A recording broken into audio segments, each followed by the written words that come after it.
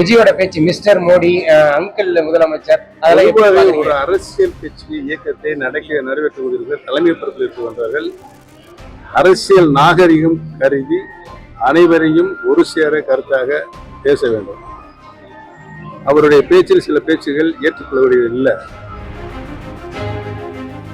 ஆண்டு திமுக ஆட்சி உங்களுடைய அந்த மார்க் இல்ல செயல்பாடு எப்படி? என்னுடைய மார்க் டெய்லி நான் சொல்லிட்டு வந்துட்டு இருக்கேன். இல்ல இப்ப நான் தான் அரசனுடைய செயல்பாடுகள் அவர்கள் நடைபெற்றுக் கொண்டிருக்கின்ற அத்தனை தவறுகளையும் சுட்டி காட்டுகின்ற ஒரே கருத்தாக நான் ஒருவர்தான் டெய்லி பத்திரிகையில் பதிவைத்துக் கொண்டிருக்கிறேன். சில பத்திரிகைகள் தொலைக்காட்சியில் வெளியிடுகின்றன, சில பேர் வெளியிடுவதில்லை. நான் அவருக்கு சொல்வதற்காக இல்லை.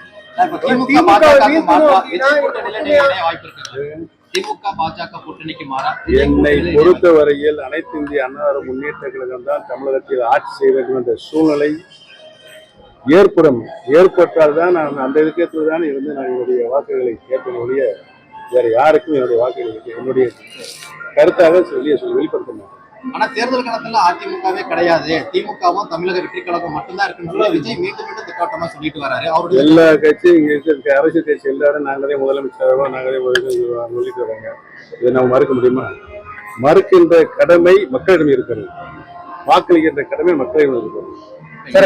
யார் யாருக்கு தான் நேரடி போட்டின்னு இந்த தேர்தல்ல யார் யாருக்கு தான் நேரடி போட்டின்னு ஜோசியக்காரன் விஜயோட பேச்சு மிஸ்டர் மோடி அங்கிள் முதலமைச்சர் ஒரு அரசியல் கட்சி இயக்கத்தை நிறைவேற்றிக் கொண்டிருக்கிற தலைமை பொறுப்பில் வந்தார்கள்.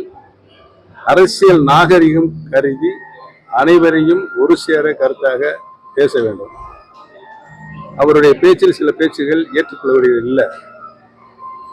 தமாசா பேசுறாரா, துணியை வச்சு பேசுறாரா, சூது வச்சு பேசுறாரா எனக்கு தெரியாது. ஒரு பெருந்தன்மையோடு பேசுகின்ற கருத்தை அவர் பேச வேண்டிய இப்போதான் கட்சி ஆரம்பிச்சிருக்காரு. அவருடைய கருத்துக்கள் மக்களை ஈர்க்கின்ற கருத்தையாகும். ஆனால் இந்த மாநாட்டில் அவர் பேசிய கருத்துக்கள் அரசியல் ரீதியான ஈர்க்கின்ற கருத்தாக இல்லை என்பதுதான் என்னுடைய கருத்து.